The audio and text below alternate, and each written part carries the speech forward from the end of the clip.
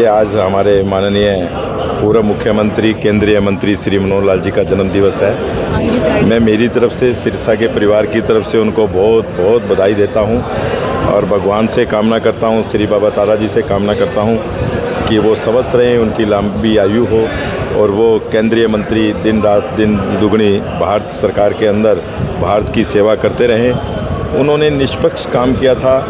मैं तो ये कहूँगा, हरियाणा में लोग कहते कि सुना था कि ये हरियाणा पुरुष है, इन्होंने हरियाणा में काम किया, हरियाणा इनके कारण आगे बढ़ा। वास्तव में हरियाणा आगे बढ़ा श्री मनोहर लाल जी के कारण। उन्होंने जो जो कार्य किए, सबसे पहले उन्होंने जो कार्य किए, आज डिजिटल इंडिया में श्री हमारे प्रधानमंत्री नरेंद्र मोदी जी, उनके आशीर्वाद से आज हरियाणा में डिजिटल का जो काम है, मेरे ख्याल से देश के अंदर पहले नंबर पे डिजिटल में चल रहा है आज हरियाणा।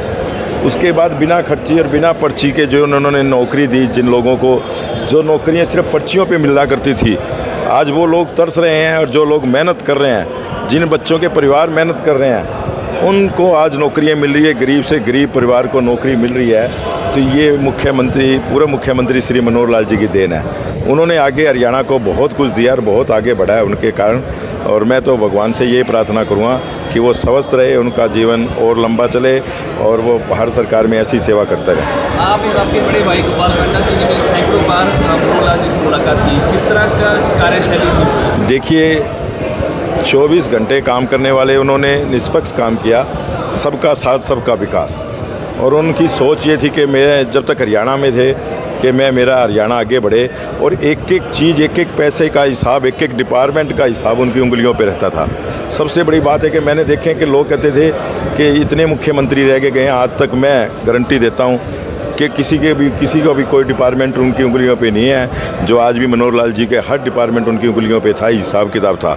उनके अगर 1 रुपया भी कहीं खर्च होता था तो उनको दुख होता था कि ये मेरा पैसा है, हरियाणा का पैसा है, मेरे भारत माँ का पैसा है, कहीं बेकार ना जाए। और उन्होंने हरियाणा में बहुत तरक्की कराई है।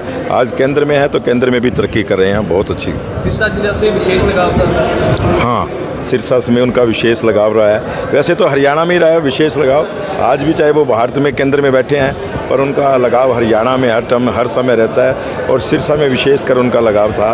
भाई गोपाल कांडा जी ने उनको निष्पक्ष उनके साथ, आज बिल्कुल, आज उनका बहुत अच्छा, और हमेशा उन्होंने सेवा किया है, सेवा के कार्य किए हैं। और भाई गोपाल कांडा जी ने भी सेवा किया है, तो उनका विशेष ध्यान रहता था सिरसा पर।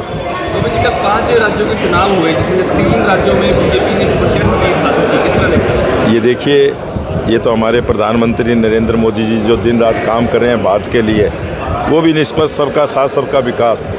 उन्होंने देखा कि बंगाल के अंदर जो प्रचंड जीत, जो सोच नहीं सकता, वो जीत करके दिखाई है। और इस टाइम सभी चाहते हैं कि लोग कि भारतीय जनता पार्टी को एक बार, क्योंकि जिन्होंने 60 साल तक देश को खाया है, ये तो करनी भरनी है। अब ये 50-60 साल उनकी सेवा देश की भारतीय जनता पार्टी करेगी और भारत एकदम उच्च स्थान पर पहुंच जाएगा। भारत पहले नंबर पर होगा।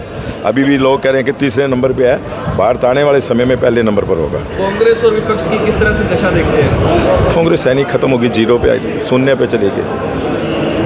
विपक्ष है ही नहीं, विपक्ष नाम की कोई चीज़ नहीं है, क्योंकि विपक्ष के पास सिर्फ कुछ कोई मुद्दा ही नहीं है। किस मुद्दे पे बड़ा बात करे? अगर मुद्दे पे बात हो तो 1-2 सीटें थोड़ा आती है, मुद्दा ही नहीं उनके पास कुछ।